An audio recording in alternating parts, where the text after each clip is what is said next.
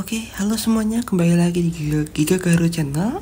Ya, kembali lagi di pembahasan Aston Martin AMR 23, yaitu F1 tahun 2023, F1 Aston Martin Racing F1 Team di tahun ini. Dan ini adalah part 2-nya. Part 1 gue sudah bahas di video lalu, di kemarin. Dan bila kalian penasaran dengan isinya, kalian bisa cek di bawah di video sebelum ini, maaf. Dan di sini gue akan kembali bahas F1 Aston Martin ini, tapi khususnya untuk bagian belakang dan bagian detail. So, yang bagian depan dan samping sudah gue bahas di part sebelumnya, dan bisa kalian cek video tersebut di sebelum ini. Dan di kali ini gue akan bahas kembali di bagian belakang dan detail. So, ini gue langsung saja masuk ke pembahasan. Dan di sini sudah ada fotonya untuk bagian belakangnya. Dan gue akan kembali membahas bagian belakang sini. So, di bagian belakang sini seperti biasa F1 pasti mempunyai 3 elemen airflow, elemen aerodinamika yang pasti ada. Rear wing, rear wing dengan yang ada tulisan Aramco-nya ini adalah DRS. Ini adalah DRS-nya, DRS elemen. Ini di bagian bawahnya adalah main plane, dan di sini adalah end plate-nya, bagian sini. End plate. Di bagian bawahnya ada knalpot, dan di sini ada beam wing, di mana beam wingnya ini mempunyai 2 flaps, 1 dan 2, atas dan bawah, jadi double beam wing. Dan di bawahnya juga terdapat pasti ada diffuser. Dan di sini di dekat ban, di sini terdapat penghasil downforce di dekat ban belakang sini ya. Ini untuk menaikkan udara ke atas juga di bagian dekat ban sini. So, itu bagian elemen udaranya. Dan seperti biasa, airflow di bagian belakang pasti akan naik ke atas seperti ini. Naik ke atas seperti ini, dibantu juga dengan rear wing yang kalau ditutup pasti naik ke atas. Di area tertutup ya, pasti naik ke atas, dan juga beam wing yang pasti juga naik ke atas seperti ini. Dan di sini terdapat double flaps beam wing yang di sini membantu kinerja dari beam wing juga. Seperti itu. So, kita akan beralih ke depan untuk melihat geometri dari bentuk rear wingnya tersebut. Bentuknya cukup normal. Tidak ada yang begitu menarik atau unik dari sini. Dan ya, ini bentuk utamanya dari samping. Jadi di area sini, ini adalah yang tulisan Cognizant, ini adalah DRS-nya di bagian sini. Jadi kalau DRS tertutup, flaps ini tertutup, dia akan pasti naik udara naik ke atas. Tapi kalau DRS ini terbuka, dia akan langsung terus ke belakang. Seperti itu. Jadi berbeda ya. Yang ini pasti naik ke atas kalau DRS tertutup, kalau DRS terbuka dia akan terus ke belakang, tidak naik ke atas, seperti itu. Dan di sini terdapat area yang rendah di bagian main plane utama. Di sini ada area rendah, dan di sini baru menekuk di ujungnya ke bagian bawah sini. Dan yang menarik sebenarnya ada di bagian tengah main plane sini. Di area ini, nah di area ini dia seperti adanya cekung atau kolam di bagian bawah sini. Dia berbentuknya seperti cekung atau kolam yang berada di sana. Disinyalir, dimaksudkan sepertinya untuk menerima. Jadi udara kan pasti kan dia ada di arah sini, dia akan naik ke atas sini, seperti itu.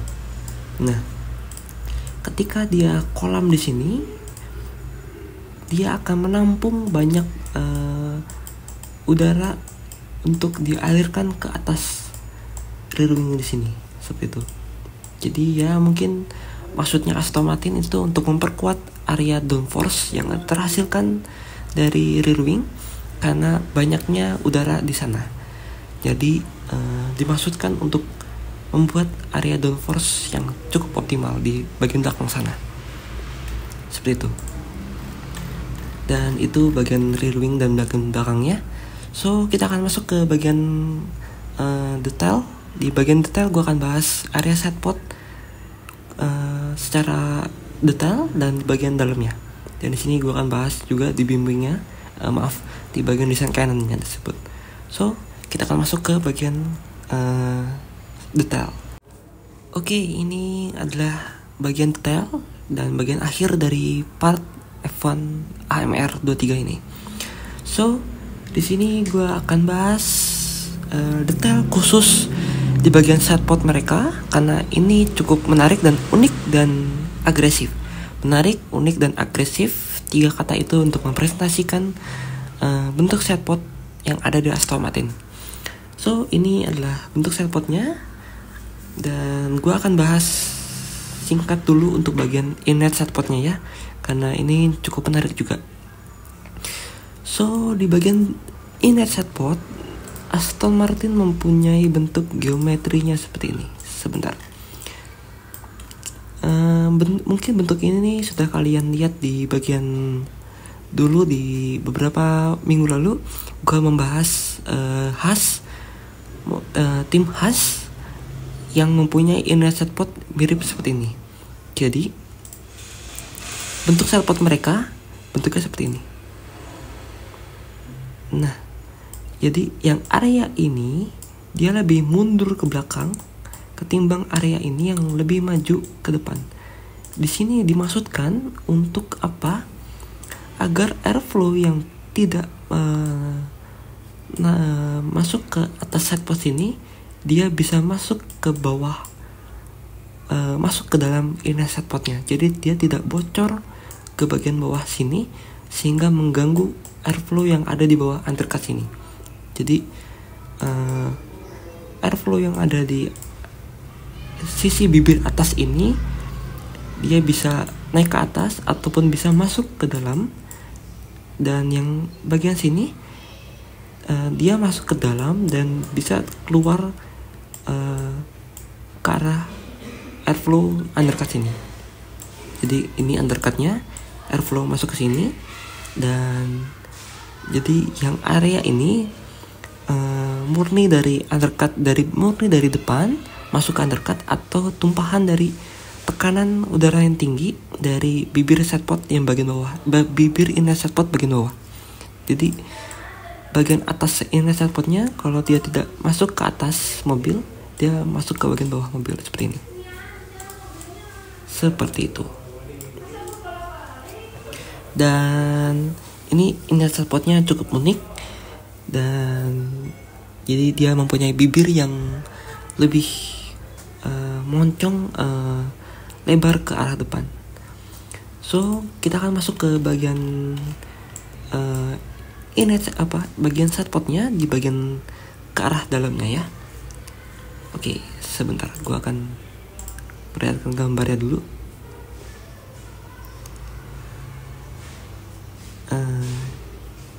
Ini dia. Sebentar, ini deh. Jadi kalian bisa lihat bentuk bentuk setpotnya mereka cukup agresif ya. Karena apa? Nah, jadi kalau dilihat dari samping, memang bentuknya mereka cukup kelihatan normal ya, karena bentuk setpotnya hanya terjun ke bawah seperti ini. Tapi di bagian dalamnya mereka lebih kembangkan lagi, bukan hanya sekedar dari cover, tapi mereka lebih kembangkan lagi karena di bagian ini, di bagian dalam sini mereka mempunyai setpot, permukaan setpot yang terjun ke area bawah. Jadi ini dia terjun ke area bawah seperti ini, baru dia akan naik di area sini. Jadi kalau bentuk setpotnya, kalau kita buka dari ini, kalau ini nggak ada ya, misalnya kalau ini nggak ada, Jadi bentuk sailpotnya mereka tuh bentuknya seperti ini. Nah, jadi seperti itu. Jadi area ini adalah area yang sebelah sini. Area ini adalah area itu, dan area yang ini adalah ini. Jadi bentuk pemetaan dari samping memang ini cukup unik dan berbeda dari tim-tim lain yang mempunyai sailpot downwash. Dan ini adalah kembangan dari downwash, yaitu water slide atau air terjun yang bentuk geometrinya seperti ini. Nah, kurang lebih seperti itu. Jadi di bagian sini dia mempunyai kecepatan yang sangat tinggi ketimbang downwash yang bentuknya seperti ini. Nah, jadi kalau ini tadi sudah di part sebelumnya gue sudah mention, yang ini misalnya hanya 10 km per jam kecepatan anginnya, namun yang di slide pot ini, water slide ini, dia turunnya bisa lebih dari 10 km per jam. Misalnya ya 15 sampai 20 km per jam kecepatan anginnya. Dan ini sangat membantu kinerja downforce yang ada di bagian sini, yaitu di bagian sini, untuk meningkatkan daya tekan ke bawah atau downforce yang dihasilkan dari kecepatan angin yang ada di atas sailpot ini untuk menekan area diffuser ini, untuk sehingga menghasilkan efisiensi downforce yang cukup optimal di mobil ini. Dan itu menjadi kenyataan, dan memang benar level downforce yang ada di Aston Martin ini sangat-sangat besar ketimbang tim-tim ke-10 tim lain, sehingga tim Aston Martin memiliki downforce yang sangat besar di mobil mereka ketimbang tim-tim lain, sehingga ketika race balapan di track lurus ya, track yang panjang, Aston Martin tidak begitu kuat di sana karena memiliki downforce yang cukup besar, sehingga mereka tidak mempunyai kecepatan yang lebih tinggi ketimbang mobil-mobil yang memiliki downforce ya so-so lah, memiliki downforce yang tidak begitu besar tapi juga tidak begitu lemah. Tapi di Aston Martin mempunyai keunggulan di mana ketika sirkuit mereka di mana mereka berada di sirkuit yang banyak tikungan, sirkuit jalan raya banyak tikungan, mereka sangat optimal dan sangat baik di sana karena mempunyai downforce yang begitu besar untuk masuk ke tikungan seperti itu.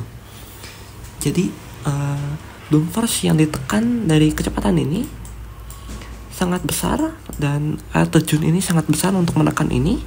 Dan ketika udara yang berada di sini, dia akan melemah karena dia akan naik ke atas. Jadi di sini seperti itu. Jadi di area ini dia akan bertambah kecepatannya, dan di area sini dia akan berkurang kecepatannya. Seperti itu. Jadi di area sini dia bertambah kecepatannya, dan di sini berkurang kecepatannya untuk meningkatkan efisiensi downforce di bagian sini. Di bagian sini ya, di situ. Dan dia berbentuk seperti kolam. Nah, ini dia.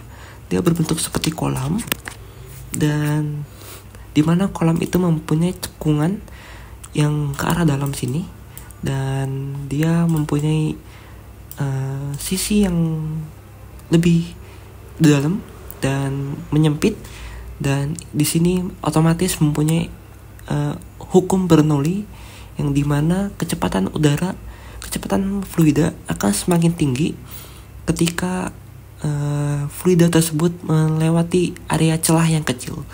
Jadi di sini mempunyai kecepatannya sangat-sangat tinggi, airflow yang tinggi, sudah dia turun ke bawah, tapi juga mempunyai area penampang di sini yang cukup rendah, yang cukup sempit ya, seperti itu. Dan di sini bila kalian melihat di sini ada area tonjolan, di sini adalah engine cover, karena di sini dalam sini ada engine-nya. Dan ya, kita akan masuk ke atasnya, dan di sini terdapat lower exit yang dimana di sini gua kasih bintang 5. Karena apa? Lower exit mereka Aston Martin sangat baik penempatannya, karena mereka tidak menempatkannya di area sini. Karena mereka tidak menempatkannya di area sini, yang bisa mengganggu airflow yang berada di atas airport ini. Namun mereka menempatkannya di atas beam wing ya. Jadi di sini ada beam wing, mereka tempatkan di atas beam wingnya, sehingga udara yang mengalir tekanan udara yang dihasilkan dari exit radiator low flow exit radiator ini, karena dia mempunyai panas engine heat, sehingga tekanannya rendah di sini mengalirkan langsung ke arah beam wing ya.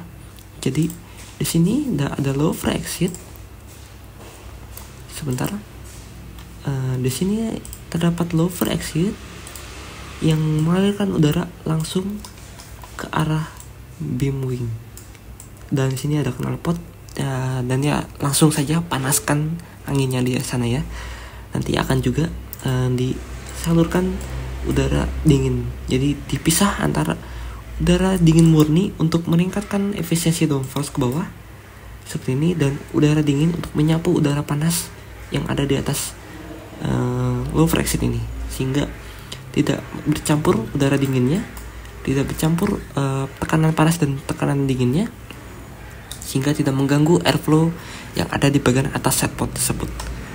Oke, ini gue akan kasih bintang 5 karena penempatan low flow exitnya yang sangat baik, sehingga panas tersebut akan langsung ke arah beam wing dan langsung dibuang ke arah belakang mobil.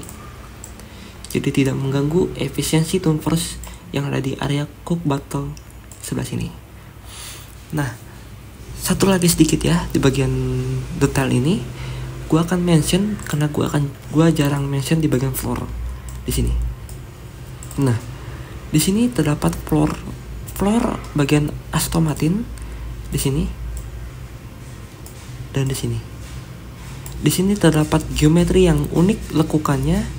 Ini untuk meningkatkan downforce karena bila kita lihat di sini cukup rendah antara floor dengan aspal.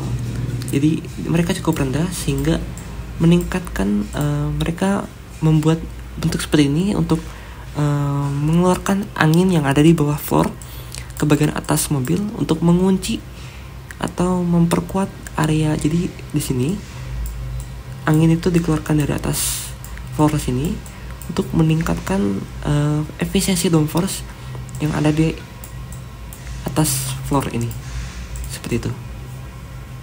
Yang bagian belakangnya juga sama seperti itu. Jadi di sini ada area yang terbuka. Ini namanya separator floor ya. Jadi separator itu adalah pemisah antara floor, sehingga di sini floor udara akan bocor ke arah luar mobil untuk mengunci bagian belakang sini, seperti itu.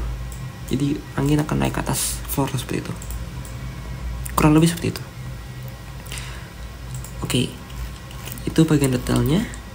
Dan ini dari Aston Martin AMR 23.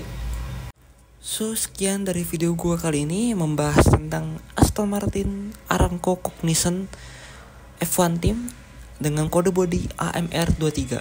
So, bagaimana aerodinamikanya? Baik bukan? Dan menarik, pastinya menarik karena ini aerodinamikanya cukup menarik dan unik. So, sekian dari video gue kali ini. Dan di minggu depan gue akan kembali membahas aerodinamika F1 tahun 2023. So, jangan lupa like, subscribe, dan share ke teman-teman kalian kalau gue di sini membuat aerodinamika F1 dan mobil-mobil lainnya. So, thank you guys sudah menonton di video gue kali ini dan video gue kemarin. Dan see you guys on the next video. Bye-bye.